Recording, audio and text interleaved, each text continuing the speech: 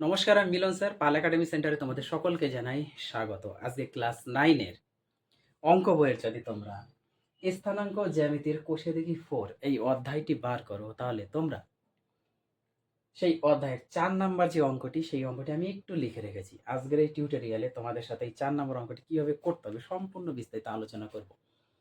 এই অধ্যায়ের তোমাদের এর আগে আমি 1 দাগের, 2 দাগের এবং 3 দাগের 3টে ক্লাস আলাদা আলাদাভাবে আমি আপডেট অলরেডি দিয়ে দিয়েছি। যারা দেখোনি তারা একটু দেখবা।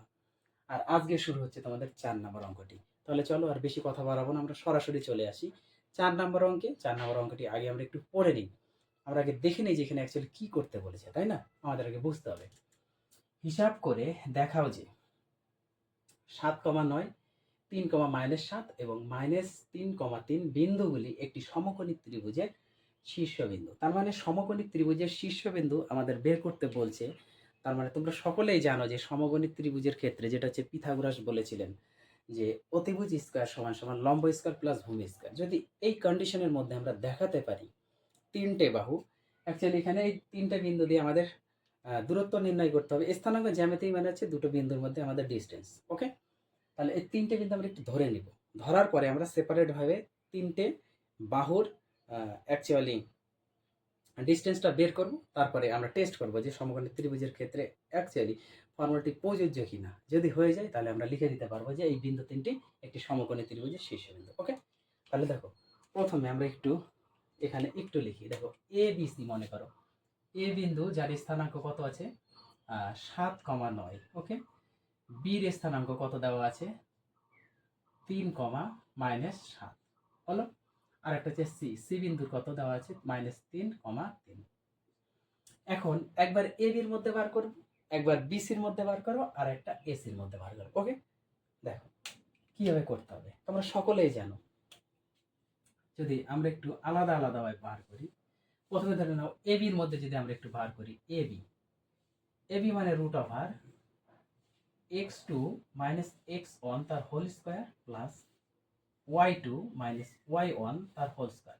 এটা হচ্ছে স্থানাঙ্ক জ্যামিতির ডিসটেন্সের ফর্মুলা, সকলেই জানো, পড়েছে, আমি বারবার বলে আসছি।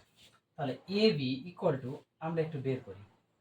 এ বির মধ্যে x2 মানে হচ্ছে আমাদের এটা 3, ফর্মুলার মাইনাস, আর হচ্ছে x1 মানে হচ্ছে 7 হয়ে গেল, তার হোল স্কয়ার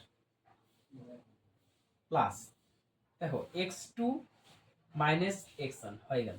ওকে, প্লাস এইবার এটার ক্ষেত্রে যদি আমরা করি y2 মানে হচ্ছে -7, আর এখানে মাইনাস আছে, এখানে মাইনাস আছে, সেই মাইনাস তো বসবেই।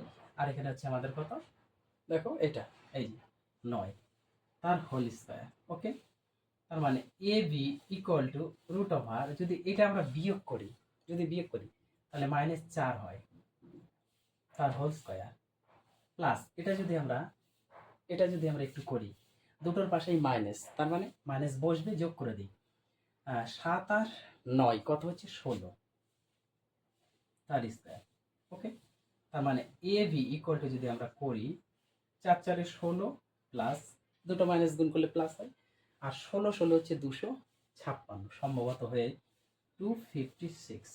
তবু একবার একটু আমরা গুণ করে দেখে নিই। 16 আর 16, 6 6 36, 6 হাতে আমার 3, 6 একে 6 আর 3 9, 6 একে 6, 1 একে 1, তার মানে 6 15 5 হাতে আমার 1, তাহলে 256। ওকে, 256, তার মানে এ বি ইকুয়াল টু, এবার যদি আমরা একটু যোগ করে দিই 16 আর 56 যদি যোগ করি 6 6 12 2 হাতে আমার 1, 5 আর 1 6, 6 আর 1 7, আর এখানে 2, তার মানে 272। তার মানে এবির মধ্যে যে ডিস্টেন্স সেটা আমরা পেয়ে গেছি 272।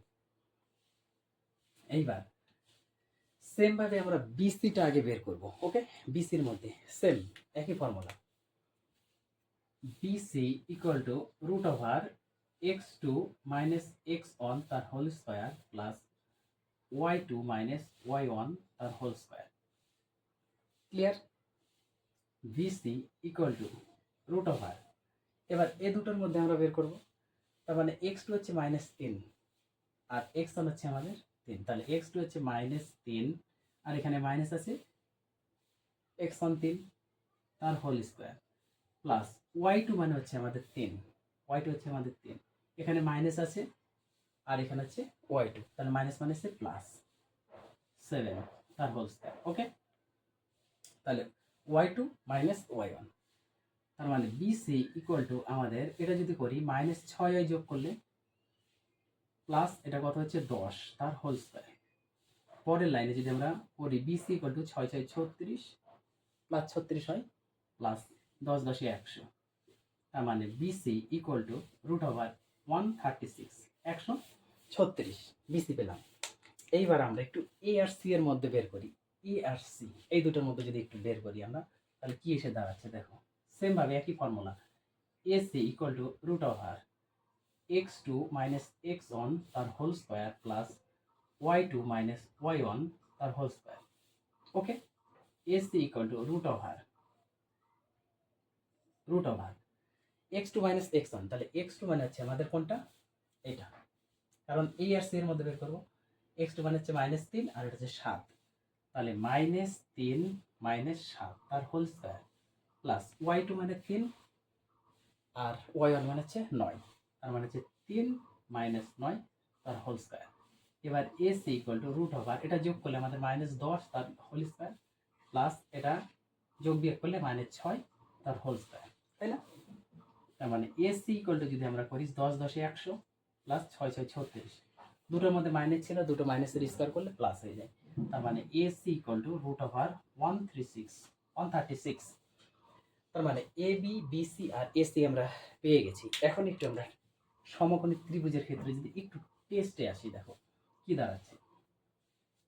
আমরা অ্যাকচুয়ালি সরাসরি লিখতে পারছি না যে কোন বাহুটা অ্যাকচুয়ালি এখানে আমরা দিব, তাই না? এই যে ত্রিভুজটা সাপোজ মনে করো, এইবার দেখা যাচ্ছে যে আমাদের এ বিটা অ্যাকচুয়ালি অতিভুজ সম্ভবত হবে, তাহলে এটা এ নাম দিই, আর এটা আমরা যদি বি নাম দিই তাহলে এটা সি দিব। তার মানে এ বি বাহু, তার মানে অতিভুজ। দেখো অতিভুজ আমরা কি জানি, অতিভুজ স্কয়ার ইকুয়াল টু লম্ব স্কয়ার প্লাস ভূমি স্কয়ার।